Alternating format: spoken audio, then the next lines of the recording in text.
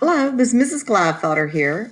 Today I have a lesson for us that's going to take a look at how the volume of a gas is related to its temperature. And then we will also look at how the pressure of a gas is related to its temperature. Now, from previous lessons, we know that you can measure the pressure. Hold on, I need to get something that will write. We can measure the pressure, the volume, the temperature, and the amount of gas in a sample. And if we want to look at how volume is related to temperature, then pressure and the amount of gas need to be constant. So if I have, for example, let's say a balloon, and it is sealed, so there is a constant, let me switch here a second. There is a constant, that's not much better. I'm having a little trouble today writing. Sorry about that. We'll get this better. But let's say, there we go. There is a constant amount of gas in here. And air pressure is what surrounds it. So the pressure inside and outside have to be the same. So the pressure is constant. That holds pressure and the amount of gas constant. So we could see how the volume of the balloon would be related to the temperature. Maybe we take this balloon and we put it in like a refrigerated room. And what we would see is that the particles that are inside here start to move slower, which means, because they're at a lower temperature, which means that they are not going to push quite as hard on the walls. So there's more pressure pushing in. The volume of the gas will get smaller. Okay, so the gas volume will go down until the new pressure inside is back to being equal to the old, the air pressure outside. And as a result, you have a smaller volume of gas at a lower temperature. So if you lower the temperature, the volume of the gas goes down. If I did the opposite, if I heated this gas, and then the particles in here are going to start to move faster and put more pressure, pushing it out until that increased volume brought the pressure back down. Remember, if we increase the volume, the pressure will drop. That's Boyle's law, and you already did that one. It has to come back to be the same as the pressure pushing on the outside. But now we can see that if I warmed it and I had a higher temperature, the result would be an increase in volume. So we kind of do have, and maybe you've seen this, like, do you ever have, like, trying to think here, where you put a balloon outside on the mailbox on a cold day because you're having a party and it shrinks? Maybe you've had where you had a balloon outside on a hot day and the sun's shining on it and it heats up and it popped because it tried to expand too much. So we've seen this, and what Jacques Charles did in the 1700s was try to take a look at quantifying this and be able to relate it with law or a little bit of mathematics. And that's what we're going to do today. We just kind of looked at how volume and temperature are related. As one of them goes up, the other one goes up. As one goes down, the other one goes down. We are going to learn to interconvert between Celsius and Kelvin. We'll take a look at that. But we also today want to develop that law so that we can calculate gas volumes and temperatures. And then after we get pretty proficient at volumes and temperatures, we're going to do exactly the same thing with pressure and the temperature. Okay? So by the end, hopefully we're pretty good with all of those. Now, I want to switch back here to just a pen or pencil or something a little thinner. So we know that if we increase the temperature, we expect the volume to increase. And if we decrease the temperature, we expect the volume, okay, will also decrease. And if you want to develop a mathematical law, usually what you do is you graph something. And Jacques Charles, when he graphed the temperature in degrees Celsius against the volume of a gas, he got something that looks like this. Now, one of the things that we usually discuss in class is, oops, I want the highlighter, I want to erase it. One of the things that we usually discuss in the class is how, while we see here that, yeah, the temperature goes up, the volume goes up, and vice versa, the temperature goes down, the volume goes down. This is not a direct relationship. Think about what you've learned in algebra class. What point on this graph does the line have to pass through for it to be a direct relationship? Yep, that's right. Has to pass through the origin. And this line does not pass through the origin. Well, remember that, in degrees Celsius, okay, 0 degrees Celsius is just the melting point for water. Anders Celsius, just decided to pick these points, the melting and the boiling point of water, and assign them 0 and 100 degrees Celsius. So what Jacques Charles, along with some other scientists, proposed was that, and I want to put my line back in there. Remember, it was here like this. Boy, I just didn't get a lot of little random things today. Sorry about that. I apologize. Was that this is just an arbitrary number that was selected by Anders Celsius and assigned 0. What if you move where the 0 was assigned and you extrapolate this line down to where it would cross with the x-axis, and that point right there, what if that right here were to become 0 on the temperature scale? Now, if we have our volume plotted against the temperature of a gas, okay, now we would have a direct proportion because the line is straight, well, as straight as Mrs. Gladfelder can draw it, and it does go through the origin. This, however, is a different temperature scale. Now, there were 273 steps. So this is negative 273 degrees Celsius. And Jacques Charles was using the Kelvin temperature scale. I know that looks like okay, but that is 0 degrees Kelvin. They just don't put that little degree mark on there. Jacques Charles used the Kelvin scale, and they assigned 0 Kelvin to the point at which a gas would have no volume. Okay. Now, first of all, the steps on the Kelvin scale and the Celsius scale, they're the same size. So to go from here down to here is 273 steps. So that also means to go from 0 up to the melting point of water, there's 273 steps. So 0 Celsius corresponds to 273 Kelvin. That 273 is important because that will be our conversion between Celsius and Kelvin. And do you notice that the Kelvin is always 273 higher than the Celsius? Even over here, if you add 273 to the negative 273, then of course you get the 0. Okay. And they just continued along. I know this isn't drawn to scale with the steps being the same size. So 100 Celsius is 373 Kelvin, and so on. But there are no negative Kelvin temperatures. There's nothing below 0 Kelvin. And do you see why? Because to have numbers below 0 Kelvin would mean that there's less than no kinetic energy.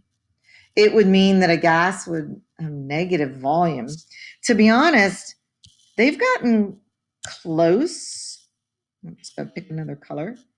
They've gotten really close to cooling a gas down to 0 Kelvin, but not quite. And in theory, they should not be able to totally reach that because remember, gas is matter. And what we're back at the very beginning of the course, 2 requirements for something to be matter. It has to have mass and take up space, have volume. So they've been able to cool gases down and get pretty close to this. And then the rest of it is just extrapolated like, hey, if you keep going in a straight line, this is where it's going to cross. Okay.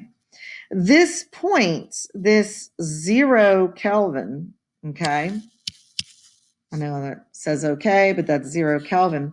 That actually has a name. That's called absolute zero.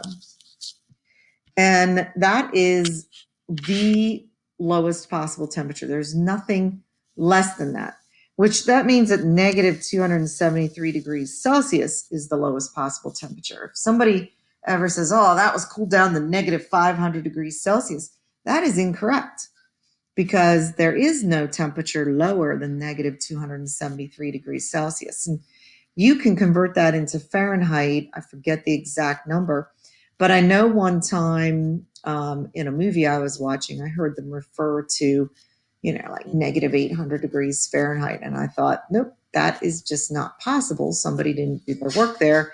They just wanted to pick a number that would sound really low. But this right here is the lowest possible temperature, and it's called absolute zero.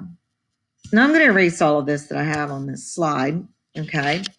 Because what I want to look at is, so if temperature is in Celsius, your graph looks like this. Whereas if temperature is in Kelvin, your graph looks like this. Remember that the bottom one, this is not a direct proportion up here because it does not pass through the origin. This is a direct proportion. And we can write an equation for the line, y equals mx plus b. Now, b, it goes right through, it goes right through the origin. So that's 0. On the y-axis, we have volume. M is the slope. And on the x-axis, we have temperature, but it has to be in Kelvin. I'm going to solve this for the slope. V over T is equal to the slope. Now, the slope will stay the same as long as pressure and amount are constant. So any combination of V divided by T will give you that same slope. And that's what Charles realized, that any combination of V over T is equal to the same slope as long as the pressure and the amount are held constant. And so if he had T1 and V1, they're equal to the slope. If he had at the same pressure and amount, V2 and T2, they're equal to the same slope. Well, he realized that means that they're equal to one another. And this became known as Charles' law. Now, we are putting an equation sheet. It's already on Schoology. Because I know yesterday you learned Boyle's law, right? And now you've got Charles' law. Remember, for Boyle's law, it was constant volume and amount. For Charles' law, this is only true if the temperature is in Kelvin, because remember, it only went through the origin in the graph where the temperature was Kelvin, and you need a constant pressure and amount of gas. If any of these, pressure and amount, change, then this equation is no longer true. But you're going to learn a couple different equations, and when you solve problems, you have to pay attention a little bit, oh, this is a pressure volume problem. Use Boyle's law. Oh, this is a volume temperature problem. Now I'm going to use Charles' law. You don't have to memorize the equations, but you have to recognize when to use them and be able to mathematically rearrange them and solve for a missing variable. Now, one of the things before we mathematically rearrange and solve for the missing variable in Charles, you have to be able to convert Celsius into Kelvin. And to do that, you always add 273. Sometimes at the end, you might have to convert your Kelvin back to Celsius and you subtract 273. So you might want to write some things down like the equation and how to convert, okay? You're always welcome to pause, forward or go backward in these videos to, take some notes. And it's a good idea to maybe have some of this information down, like the volume in that equation, V over T equals V over T, can be in any unit as long as it's the same on both sides. So if V1 is liters, V2 has to be in liters. If V1 is gallons, V2 has to be gallons. The temperature has to be in Kelvin. Okay, the temperature has to be in Kelvin. So if you've got like 20 degrees Celsius, you have to add 273, and the temperature is 293 Kelvin. And the pressure and the amount of gas must be held constant. When all of those are, applied, we have what is known as Charles' law, that for a set amount of gas at a constant pressure, the volume varies directly, straight line through the origin, with the Kelvin temperature. And again, you're welcome to pause and get this law written down. Mathematically, remember that it looks like this. V1 over T1 is equal to V2 over T2. So whenever we have these problems, we're going to have 3 of those 4. Now, what I usually suggest to people is that we try to write our information down, and I already, see what I did? It was jumping ahead of me. And see which one we're missing. Make sure our units match up and make sure we have our temperatures in Kelvin. So this says a gas occupies a volume of 225 milliliters. 225 milliliters at a temperature of 20 degrees Celsius. So we have to add the 273 to convert that into Kelvin. So the original temperature is 293 Kelvin. If we are doing sig figs, there are some decimals on here, and we'd have to keep the first decimal place. But don't worry about that right now. Just get down the how to do it. It says determine the new volume of the gas if it is heated to 30 degrees Celsius. So that's a temperature. And again, we have to add 273. So the new temperature is 303 degrees Kelvin. V2, you see this? That's our variable. Determine the new volume. So we're trying to solve for V2. So we got to multiply both sides by T2. So now we have our equation V2 is equal to V1 T2 over T1. Once you have rearranged the equation to solve for what you're trying to get, you just plug your numbers in, 225, dang it, there it goes again, 225 milliliters, that's V1. T2 was 303 Kelvin, and T1 is 293 Kelvin. Multiply the two numbers on the top, divide by the number on the bottom, and you get 233 milliliters as your final answer. Now, one of the things you do want to ask yourself is, does that make sense? Like, look, the temperature went up, right? That was an increase in temperature, went from 20 to 30.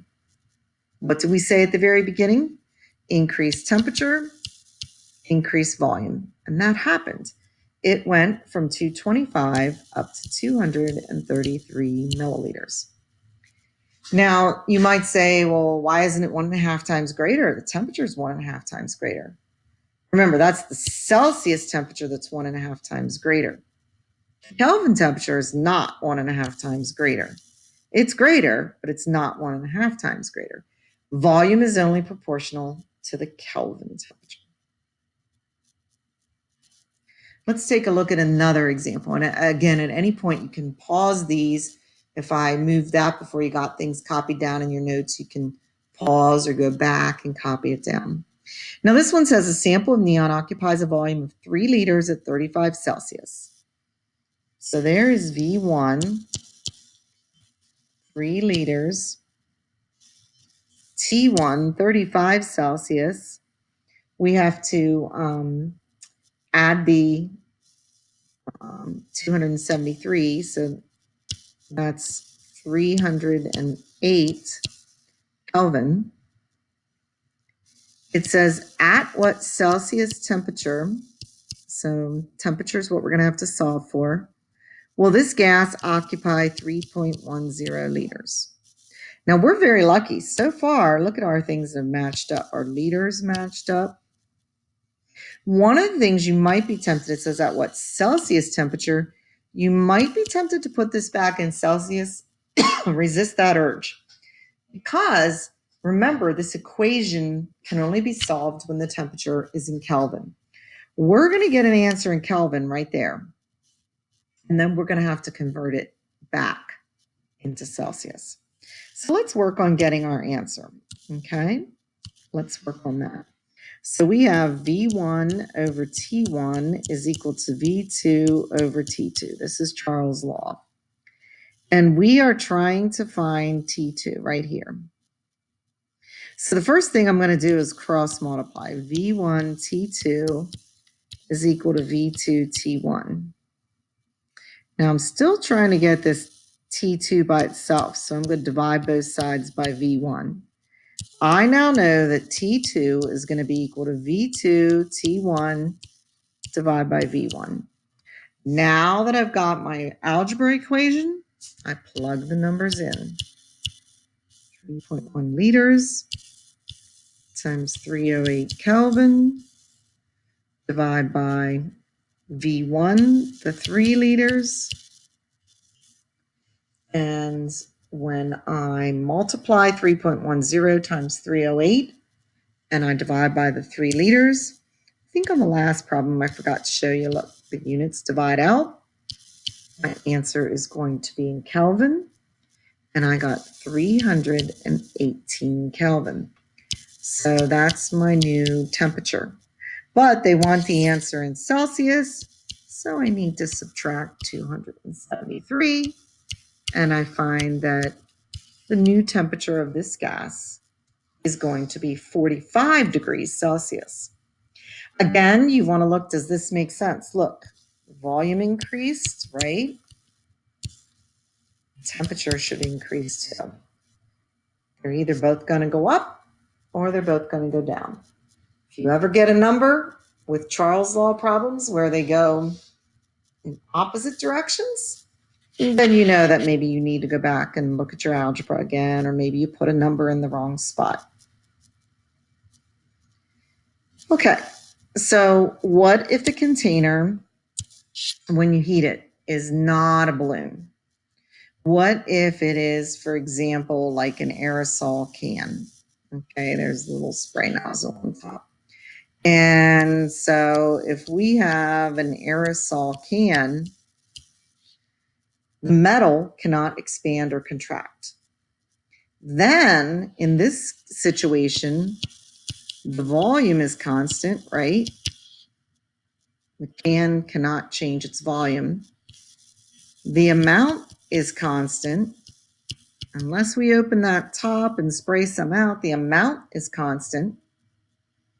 Okay, so if we heat this, the particles inside are going to start moving faster and they're going to increase the pressure on the walls. Again, if you graph this, if the temperature is in Celsius, going to get a graph that looks like that. But if you change the temperature to Kelvin,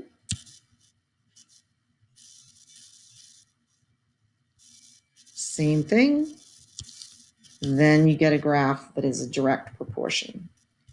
The pressure is equal to the slope times the temperature, because pressure's on the y and then there's slope in x.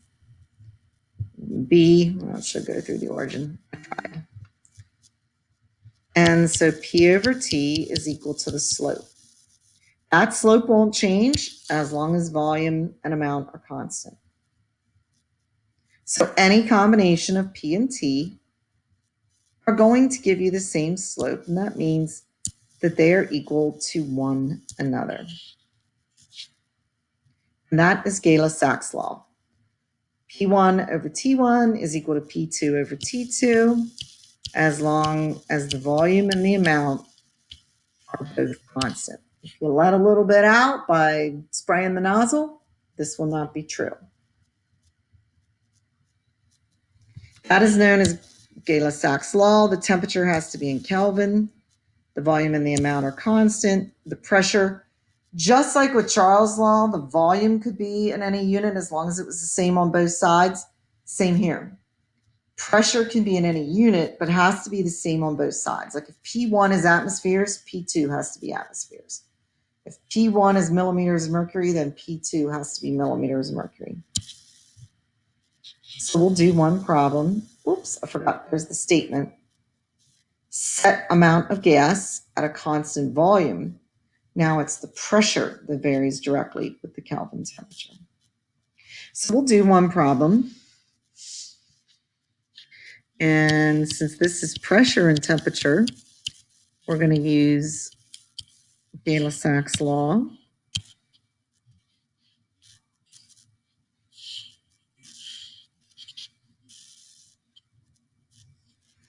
So we can start going through and reading. Gas exerts a pressure of 845 millimeters of mercury. And the temperature is 40 degrees Celsius. So you have to add the 273 and you will get 313 Kelvin. P2 and T2, it says determine the new pressure. So this is what we don't know. Now, if the gas is negative 15 Celsius, add 273 to that, you're going to get 258 Kelvin. So look, the temperature decreases. Think right now, am I going to expect an answer that is higher than 845 or lower? What's going to happen to the pressure if the temperature drops? That's right. If the temperature drops, the particles are moving slower and they are not applying as much pressure on the walls of the container. So we should expect a pressure that is less than that 845. So we should get a number that's smaller than this. We're trying to solve for P2, so we're going to just multiply both sides by T2. So P2 is equal to P1 T2 over T. Oops, I was missing my 1 there. So P1, 845 millimeters of mercury. T2, 258 Kelvin. T1, 313 Kelvin.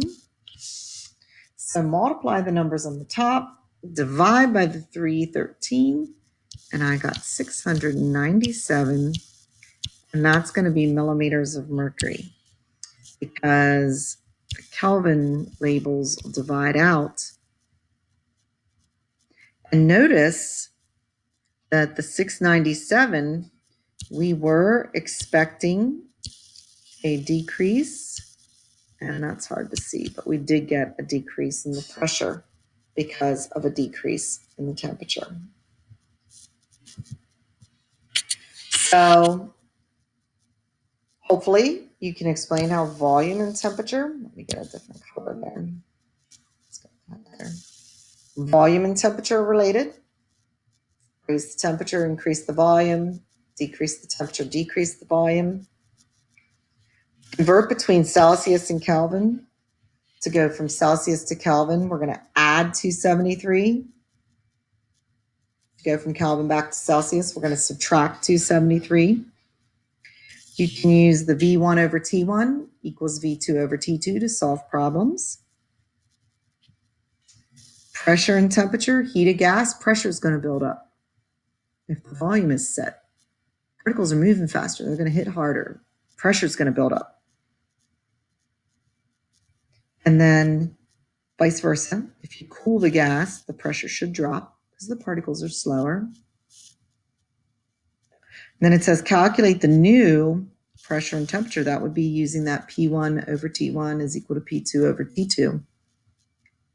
And we should be able to use that as well. So there is an exit ticket that does have, some temperature conversions and a practice of each one of these laws. Give that a try. Make sure you show your work. I showed an example of how to do that.